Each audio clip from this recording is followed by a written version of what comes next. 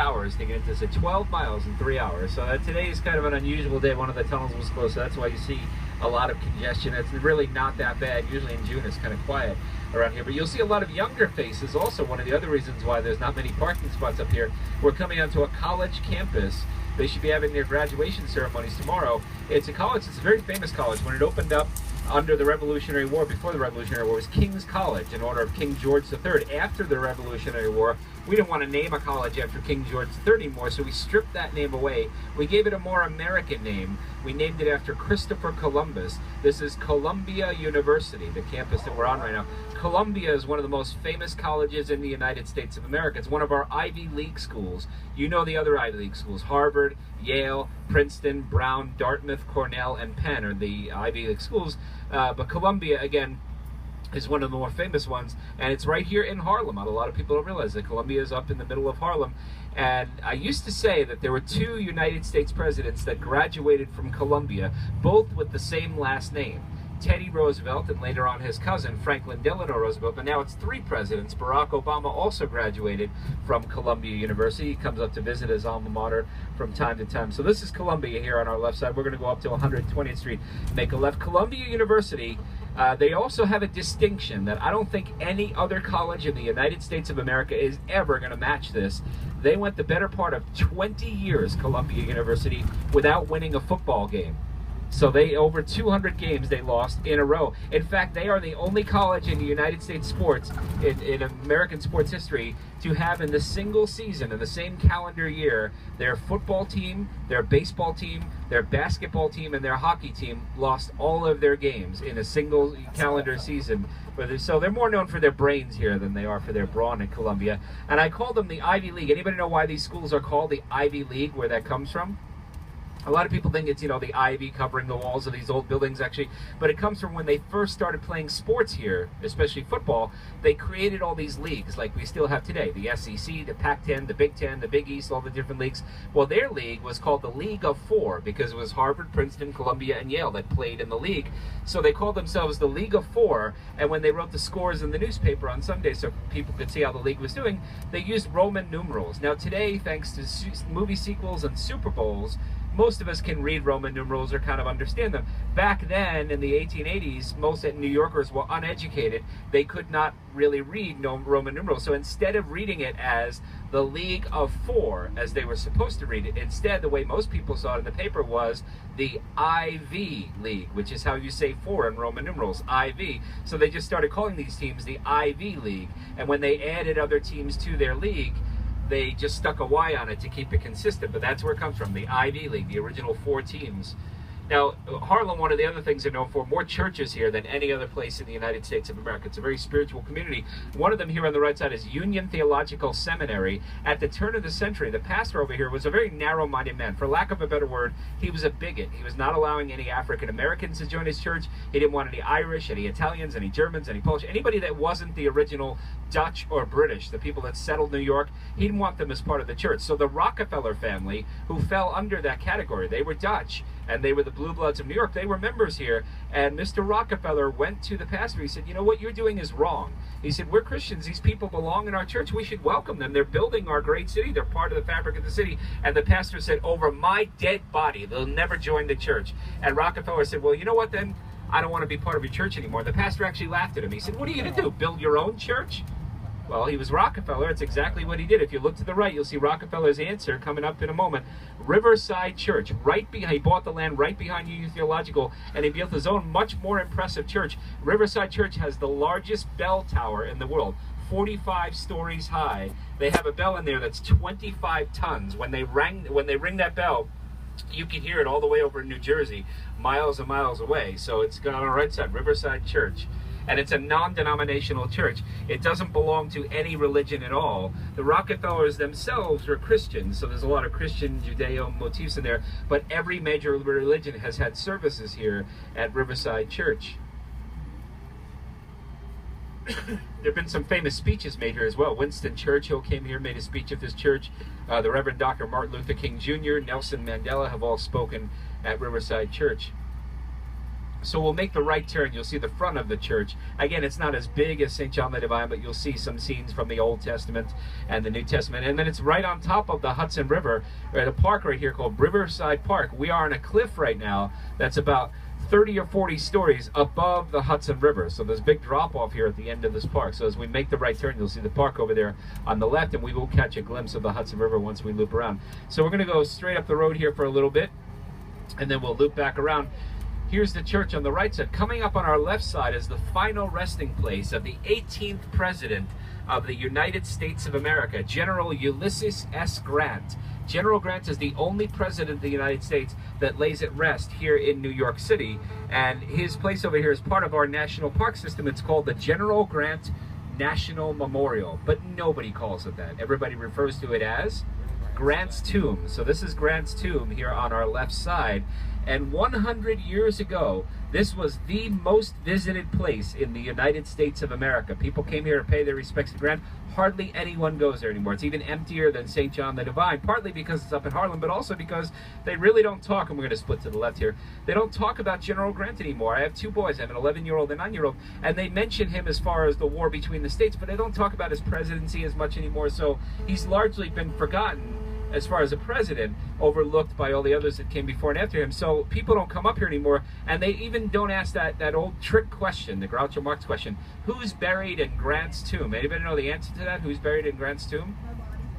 The answer is nobody is buried in Grant's tomb. General Grant and his wife are there, but their coffins are above the ground. When you walk in, you see General Grant, you see his wife, but nobody's actually buried there. So it's like Lenin's tomb in Moscow, where both bodies are right there as soon as you walk in, but nobody's actually buried in it because it's tomb. So we're going to make a left, loop around. We'll go slow for a moment if you can, Bob. If you look to the right, you'll see the majestic Hudson River and the George Washington Bridge. That famous scandal, you know, the Chris Christie, New Jersey scandal, bridge scandal, that's the bridge they were talking about. The reason it became such a big deal was because that bridge, when it was built, it was the longest bridge in the world. It no longer is the longest bridge in the world, but it's the busiest bridge in the world. That bridge sees over 1 million vehicles a day going across that. So even today, like a minor traffic jam can cause big problems on that bridge. So it's still the major artery. It connects I-95 from Florida up to New England. That's the connection there that crosses the river. So it's a very, very busy bridge, the George Washington Bridge. And that's the mighty Hudson River down there on our right side. You'll see once we get a little clearing there, peeking through. You can see New Jersey over on the other side of the river, the great state of New Jersey. But as I say, we're on a cliff right now that's about 30 or 40 stories above the Hudson River that drops straight down. These cliffs are called the Palisades. A palisade just kind of means like a big bluff, a big cliff. It's more about the view. There used to be an amusement park over there called Palisades Park. That there was a famous rock and roll song in the '60s by Freddie Boom Boom Cannon. But it was a little park that was up on top of a cliff and it overlooked Manhattan. But Palisades basically means a view, a nice view of the river. And actually some of the earliest movies ever filmed were filmed right here along the Palisades, because movies started, people forget this, everybody thinks Hollywood now, but in the early days, Thomas Edison over there in New Jersey, he was the man that invented the motion picture camera. So we're going to go back up 120th. Anyway, Thomas Edison invented the motion picture camera, so they filmed a lot of the early movies around here. Most of them were actually westerns because people were still fascinated with the Old West back then. But anyway, one of the ones that was filmed over here, a movie called The Great Train Robbery with Edwin S. Porter, 1904. So 110 years ago was the first movie that used special effects. What they did, they had the bad guy pull his gun and fire it right at the camera, and they let the bullet hit the lens. So people in movie theaters were fainting back then. They had never seen a movie before, and they saw this big bullet whizzing at them on screen. But the other movie that was filmed over there on the cliffs of the Palisades, a movie called The Perils of Pauline. Now, a lot of you may not know the name, but you know this movie, and I'll tell you how. When they made movies back then, today, if you went to the movie theater and you went to see a movie, I'm trying to think of some of the big movies that are, you know, 22 Jump Street, or the X-Men movie, or Spider-Man, or Maleficent, or any movie, or the How to Train Your Dragon. If you go see any of those movies that are out in theaters right now, they're about 2 hours long is the average for a movie. So 120 minutes, you get your popcorn, you get your drink, you sit there with your candy, and you watch the movie 120 minutes straight through. Well, they used to make 120-minute movies back then, too, to tell their story. But what they did, rather than showing it straight through, they would cut it into little 10-minute segments. and they would make you come back for 12 weeks straight. So you had to come back every week to see what was going to happen the next week. And people now, especially when I have a high school group, they say, that's crazy. That makes no sense at all. Think about it. Do you watch shows like 24 or American Idol or soap operas? Or what do? You come back every day or every week to see what's going to happen the next week. So that's what they did back then with movies. And they'd add a newsreel and a cartoon. There's a bunch of other, you didn't just get a 10-minute movie. You paid for other stuff as well. But anyway, to get you coming back, they did what they do today is, they wanted to leave you in a little bit of suspense. So that's what they did in The Perils of Pauline. They would always leave Pauline in a little bit of danger at the end of the chapter, and then you would want to come back and see what was going to happen. So this is how most people know The Perils of Pauline.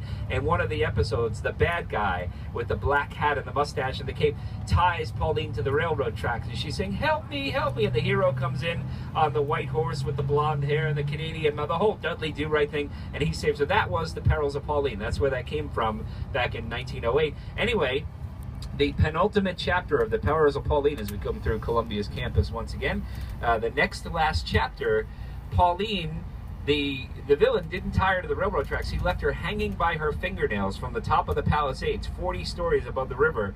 And you didn't know until that last chapter whether Pauline was going to fall to her death, whether the hero was going to save her, whether she was going to save herself. And that last week broke box office records. It made millions of dollars at a time when going to the movies only cost a nickel. That's how many people went to see it.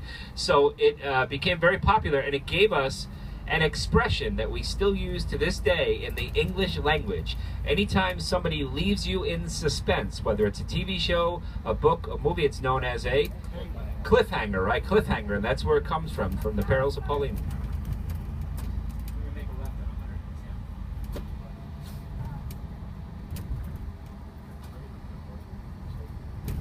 So we're going to go up to 110th Street, make a left. For those of you that didn't make the walk up here to look at the Seinfeld restaurant, it's coming up on our left side again. It's got a pink and blue neon sign that says Tom's Restaurant. On the show, it's actually Monk's Restaurant, but in real life, it's Tom's. Well, once we get past the trees, you'll get a clearing of it. Also, you get a great view of St. John the Divine from a block away if you look to the left. So if you have your cameras ready, you'll get a great shot. We'll be going slow across the intersection. You'll see it up on the left side. That Seinfeld restaurant has become iconic now with the show. In fact, Jerry Seinfeld did that thing at the Super Bowl where he and Jason Alexander got back together and they came here to the actual restaurant. And then on the very next to last episode of iCarly, which ended last year on Nickelodeon, they also had a show that was shot here in New York, and they did a few scenes here at the restaurant. So I had my boys here one day, we were walking around, they're like, that's the restaurant from iCarly. I'm like, well, it was on another show too. Okay, we'll go with iCarly. So a lot of people, again, come up here and take the pictures of it. And if you went inside, it looks nothing like it did on Seinfeld, because that's a Hollywood set that they use. They just use the outside for the show.